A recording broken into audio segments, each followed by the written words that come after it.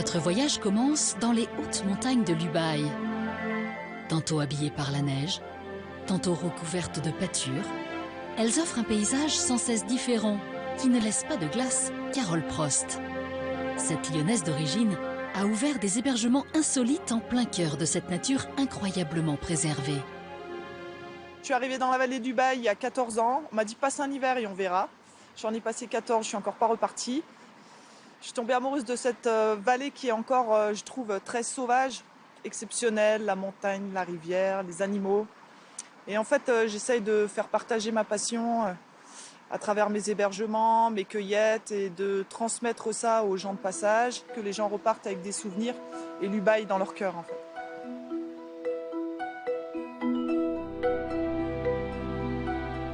Si Carole aime partager avec ses hôtes ses petits coins secrets, il reste encore quelques endroits qu'elle n'a pas eu le temps de découvrir, comme la cité fortifiée de Colmar-les-Alpes, nichée en fond de vallée.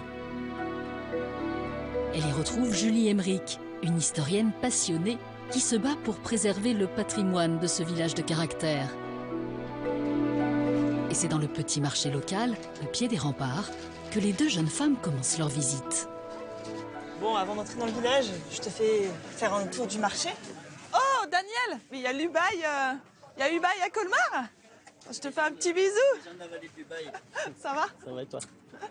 Bah oui, bon, ça bosse un peu à Colmar. Bon, bah travaille bien, je reviendrai te voir plus tard. Alors là, on rentre dans le village par la porte de France, qui est une des deux portes de Colmar. C'est impressionnant. Julie, je suis vraiment très curieuse que tu m'emmènes dans ce village et de pouvoir marcher sur les vieilles pierres. Des vieilles pierres qui sont en effet chargées d'histoire. À la fin du XIVe siècle, Colmar devient ville frontière du comté de Provence et s'entoure de remparts. Des fortifications qui seront aménagées jusqu'au XVIIe siècle par l'architecte de Louis XIV, Vauban. Donc là, on est sur le chemin de ronde, c'est ça, Julie? Absolument, on circule sur le chemin de ronde. Donc le chemin de ronde, il existait déjà au Moyen-Âge. Et puis à l'époque de Vauban, on va le réaménager complètement. Et puis on va ouvrir donc ces embrasures à fusil. À l'époque, c'était de simples créneaux. Donc là, on va y mettre des embrasures à fusil pour protéger la place. Donc là, on a marché sur le chemin de ronde, mais qui dit fortification dit tour aussi, j'imagine. Absolument, tu avais au Moyen-Âge 8 tours qui défendaient Colmar, des tours carrées, comme on peut voir là. Le clocher, en fait, c'est une ancienne tour médiévale. En période de paix, il faisait office de clocher. En période de conflit, il reprenait sa fonction défensive, on va dire, avec effectivement des petites meurtrières qu'on voit encore sur le bas du clocher. Et puis, au 19e, il va être surélevé 2 fois pour que le son de cloche projette mieux dans la vallée et soit plus audible des habitants des hameaux qui dépendent de Colmar. Ouais. D'accord. Pour renforcer la frontière avec le duché de Savoie, Vauban préconise la construction de 2 forts qui surplombent le village. L'imposant fort de Savoie, exposé en première ligne, est aujourd'hui devenu l'emblème de Colmar. Pourtant, Julie a choisi d'emmener Carole dans les coulisses moins connues du 2e fort. Le fort de France fut construit en 3 ans par les soldats de l'armée de Louis XIV. Ce lieu est aujourd'hui devenu le combat de Julie, qui veut redonner ses lettres de noblesse au majestueux bâtiment militaire. Ça fait 40 ans qu'il est fermé au public, même pour les colmartiens eux-mêmes. Et donc, je me suis fait l'effort de le réouvrir dans le cadre de visites guidées plutôt récemment. Bien. Et voilà, j'essaie de le valoriser un petit peu parce que c'est un endroit pour moi particulier. J'imagine que même des villageois sont curieux de pouvoir re-rentrer dedans. Absolument, oui. Il y a des gens qui, enfants, venaient jouer dans le Fort de France quand il était encore ouvert en visite libre. Qui l'ont redécouvert et qui l'ont redécouvert en ma compagnie. Ouais. Ah. Donc c'était des moments plutôt agréables à vivre. C'est super. Clous martelés comme ça. Ils sont forgés.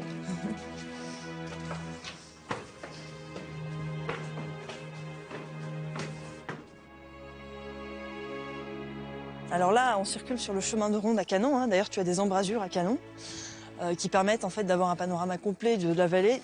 D'accord. Ah oui, je comprends mieux la place stratégique pour défendre le village. Absolument, oui. Ouais. Quand même, hein. On sent le poids de l'histoire, là. Hein. Ouais. On marche où les soldats ont marché. Ah bah ça, c'est sûr. C'est quand même très chouette que tu fasses passer maintenant de génération en génération aussi cette histoire. Ah bah c'est le but de tous ceux qui sont animés de la passion de l'histoire et du patrimoine en général, de le transmettre. Ce n'est plus au pied des montagnes du Val d'Alos, mais à leur sommet que Carole a maintenant décidé de se rendre, près de Seynes-les-Alpes et du lac Noir, bien connu des randonneurs. C'est avec Stéphane Meuriot, accompagnateur en montagne et un guide atypique à 4 pattes, qu'elle va randonner dans les paysages à couper le souffle. Bon, tu m'emmènes où? Eh bien, je t'emmène dans un endroit que j'aime beaucoup.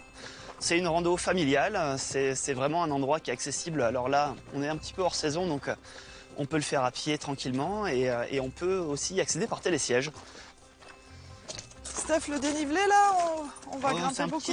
C'est un petit dénivelé, on va faire 300 mètres et on va monter à 2200 à peu près. Donc, avec une météo avec formidable. une météo formidable. Ça va être magique. Oui, ça va être très bien.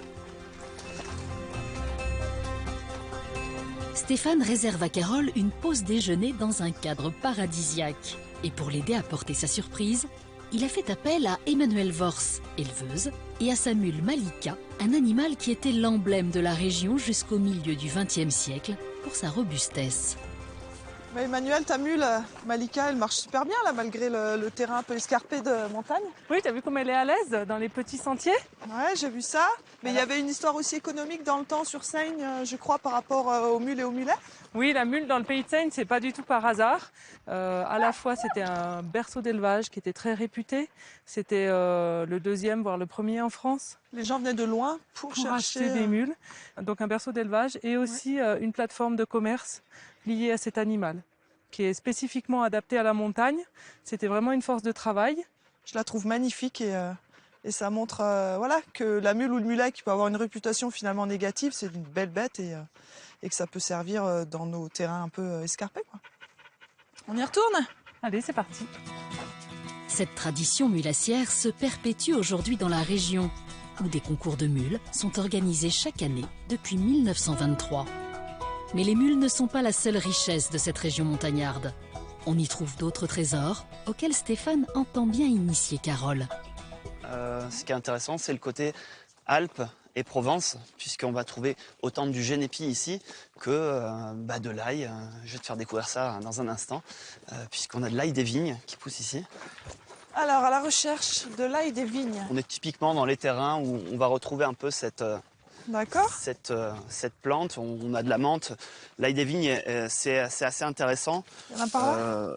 On arrive à faire quelque chose de plutôt sympa. Tu vois, ça pousse en petites touffes comme ça, qu'on va découper en petits morceaux. Et avec un petit peu d'huile, avec quelques aromates aussi. Mais après, Donc accru comme l'ail des ours. accru, ouais, exactement. Tu veux goûter? Je veux bien, parce que l'ail des ours, je connais, mais ça, non. Alors? Pas mal. Eh oui. C'est une ressource qu'on a juste à côté de nous, donc on en On a tout profite. ce qu'il faut ici, hein. Et bien sûr. Voilà. On continue? On continue. Allez. Même Malika se régale des délices de l'Ubaye. Et bienvenue au col bas. Voilà. C'est Qu'on magnifique. appelle également le col de Provence. Voilà. Donc maintenant, on va passer sur le côté pastoral. Voilà. Changement de paysage. Très, très beau. Encore quelques efforts pour Carole au milieu de ce panorama spectaculaire qui aboutit sur les beautés du lac Noir.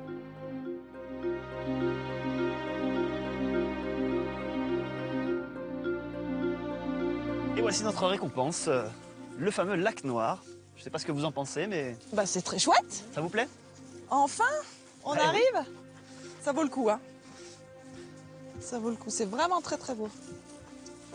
Bon, et on n'a pas une autre récompense, un petit... Je vais voir si j'ai quelque chose qui quelque traîne un chose petit à peu dans le sac. grignoter, un petit ravitaillement. Vous avez faim? Bah oui. Si vous voulez, on peut faire une petite pause ici. Je pense que le balcon est plutôt agréable. Allez, on s'installe par ici, ça vous va? Et on a l'air pas mal. Hop, allez, petite spécialité locale. On va préparer un petit fromage, une petite tome de pays avec quelques herbes qui viennent de chez nous. Je reconnais ce fromage, mais dis-nous quand même ce que c'est. Eh ben écoute, c'est une tome de l'Ubaye qui a été préparée au génépi. Donc déjà, en elle-même, elle a pas mal de goût. Et quelques petites herbes qu'on va rajouter dedans. Alors, qu'est-ce que tu mets dans ton fromage?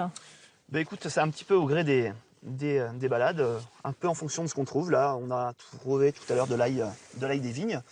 Tout simple, hein. Il suffit d'émincer et puis de de donner un peu quelques couleurs au fromage. Et puis j'avais trouvé aussi un peu de romarin. Je suis sûre qu'il est meilleur à cet endroit-là. C'est quand même magique de manger un fromage de la vallée Eh bien écoute, tu vas me dans dire. un cadre pareil. Merci. Voilà. Emmanuel, Merci. je t'en prie. Super bon.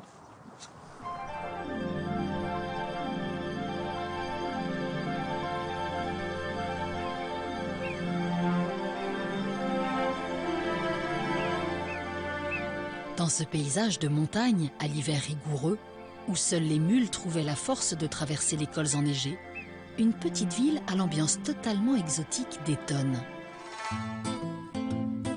L'architecture de certaines maisons de Barcelonnette contraste avec les traditionnels chalets de montagne. Ici, à la fin du 19e siècle, des Ubayens ayant fait fortune au Mexique dans l'industrie du textile font construire à leur retour plus d'une cinquantaine de somptueuses villas. Elles font aujourd'hui la renommée de Barcelonnette. Carole a décidé de découvrir cette aventure mexicaine hors du commun avec Hélène Homps, conservatrice du musée de la ville. Elle s'arrête devant l'une des plus anciennes maisons, la Villa Chabran. Elle est vraiment très coquette, celle-ci. Cette maison, si tu veux, est pittoresque, animée, décorative. Tu as l'introduction du bois, tu as l'introduction des produits céramiques. On fait de la fausse brique et tout ça, on rend la maison coquette. Nous, entre guillemets, dans notre langage populaire, on appelle ça les villas mexicaines, parce que c'est des gens de Barcelonnette qui sont revenus construire ces villas-là, mais qui n'ont rien de mexicaine finalement. Tout à fait. C'est l'architecture typique du 19e siècle, familière aux villes d'eau et aux stations thermales. L'originalité et l'exotisme ici, c'est qu'elles sont en altitude et que les propriétaires et les commanditaires sont les habitants de la vallée. Parmi toutes les maisons, l'une d'elles est devenue l'emblème de la ville, tant ses proportions et son architecture sont hors du commun. C'est la Villa Bleue, appelée ainsi pour la couleur de ses fenêtres. Pour Carole, c'est un véritable privilège que de pouvoir enfin la visiter. J'imagine, Carole, que cette maison, ça fait très longtemps que tu rêves d'y rentrer. Ah bah j'ai dû passer 1000 fois devant sans pouvoir passer la porte, donc j'ai hâte parce que d'extérieur déjà elle est impressionnante. Donc pouvoir rentrer à l'intérieur et avoir tes explications, je suis surexcitée. À l'extérieur, tu as une enveloppe très colorée, voire bariolée. Et à l'intérieur, c'est la magie. Ah oui. Hein, exceptionnel. Impressionnant. Là, nous arrivons dans la pièce majeure, la pièce maîtresse de la maison. La mosaïque. Là, ça donne quand même des notes Mexique un peu, avec des formes qu'on retrouve sur les temples aztèques.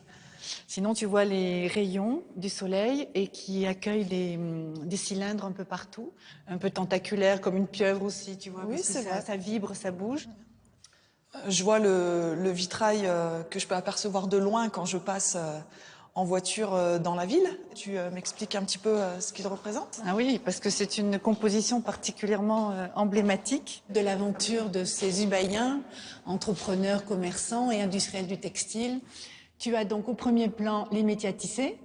Tu les aperçois avec les grands fils qui partent de part et d'autre, qui se croisent. À droite, tu as la silhouette monumentale du grand magasin dont était propriétaire le commanditaire de la villa, avec un travail de couverture, de toiture à la Haussmann. Et de l'autre côté, des usines avec des cheminées qui fument et qui montrent que l'activité était au rendez-vous. Donc c'est une pièce majeure. Une œuvre exceptionnelle que vous pourrez vous aussi découvrir, puisque la Villa Bleue, classée aux monuments historiques, sera bientôt ouverte aux visiteurs.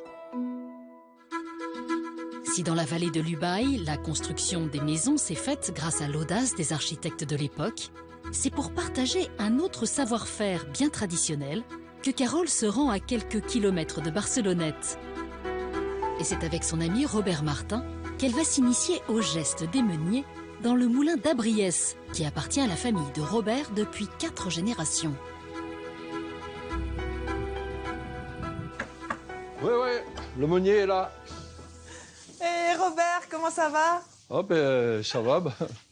Bonjour Carole. Ça fait un petit moment qu'on s'est pas vu. Ah, ça c'est bien vrai, mais fait. Robert, je crois que déjà tu es le dernier meunier de la vallée et voire du département. Oui, je suis le dernier meunier à faire de la farine, à faire de la vraie farine, parce que mes blés, Ce sont des blés qui ont à peu près 100 ans d'âge, que j'ai ressemés. Et ces grains, ben, ils sont revenus et ils ont poussé. Quand je te vois, Robert, je me dis que tu as une santé de fer et que si tu as été nourri avec ta propre farine, je vais manger la même. Tu as raison, c'est vrai. Sinon, Robert, au niveau du savoir-faire, tu as quand même une pépite ici, mais toi-même, tu as les gestes anciens. Moi, j'aimerais bien que tu mettes la bête en route et puis que tu me montres un petit peu tout ça, comment ça fonctionne, que je puisse comprendre le mécanisme. Tout d'abord, eh bien là, je monte la meule pour tout de suite mettre en route.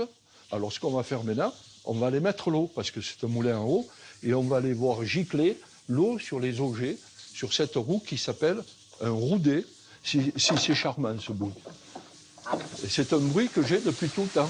Et là, tout de suite, qu'est-ce qu'on voit? Eh bien, on va aller voir la roue qui va s'élancer tout doucement. Ah oui, ça l'actionne. Voilà, ça actionne la roue. Et qu'est-ce que ça actionne? La meule de dessus. C'est magique ici. Hein. Ah oui. C'est Voilà. vraiment très beau. Et ensuite, je vais mettre le grain qui est là-haut. Dans le silo? Voilà, qui est dans la trémie qu'on appelle. Ce grain va se faufiler entre les deux meules et va être écrasé. Donc tout est manuel, Robert. Il n'y a rien de mécanique, pas de mécanisé. Ah, tout c'est toi qui actionne tout est manuel. Alors là, c'est toi qui vas travailler. Ah, avec plaisir. Moi, je vais écouter Le tic-tac. le bruit. Et dès que la meule va toucher celle de dessous, eh bien, tu vas relever. Donc, tu vas doucement comme ça. D'accord. Allez. Allez, doucement.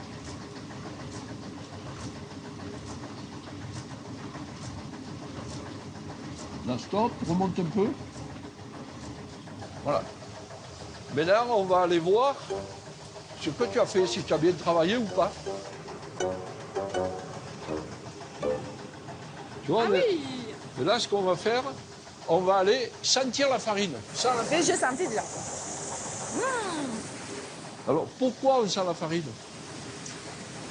Alors ça? Eh bien, pourquoi? Parce que si la meule avait touché celle de dessous, j'aurais senti le chaud. non, Pas la le farine griller. brûlait. Non, brûlait. Brûlait Elle carrément. serait brûlée et ça Brûlée. sentirait le brûlé. Ah, bah là, c'est bon, hein. Carole a décroché le droit de monter à l'étage. C'est l'antre secret du meunier où seuls quelques privilégiés peuvent pénétrer. Car c'est ici que se fabrique le meilleur de la farine. Ah, ça. Et là, c'est magique. La farine complète arrive à l'intérieur. En tournant, ça passe à travers un tamis très fin. Et ce qu'on voit tomber s'appelle la fleur de farine. Alors, Donc le plus fin, le plus fin. Alors, pour les crêpes. voilà, pour les crêpes. Et là, tu vas mouiller ton doigt Je vais goûter. et tu vas goûter. Tu vas voir que c'est doux. C'est super beau. Ah ouais. Non, j'en reprends. Voilà. Et cette farine va faire les crêpes, va faire les pâtes fraîches, pas le pain. Ah, les pâtes aussi. Il est maintenant temps de goûter cette farine d'exception puisque Robert a préparé un pain fabriqué avec les délices de son moulin. Allez. Eh ben, dis donc, quel honneur. Ouais. Ça fait envie. Santé. Très, très bon. Un pain qui a du goût. Finalement, le savoir, il est là. Le final, il est là. Il Oui. est dans ce pain. Et j'en profite. Je te remercie, Robert.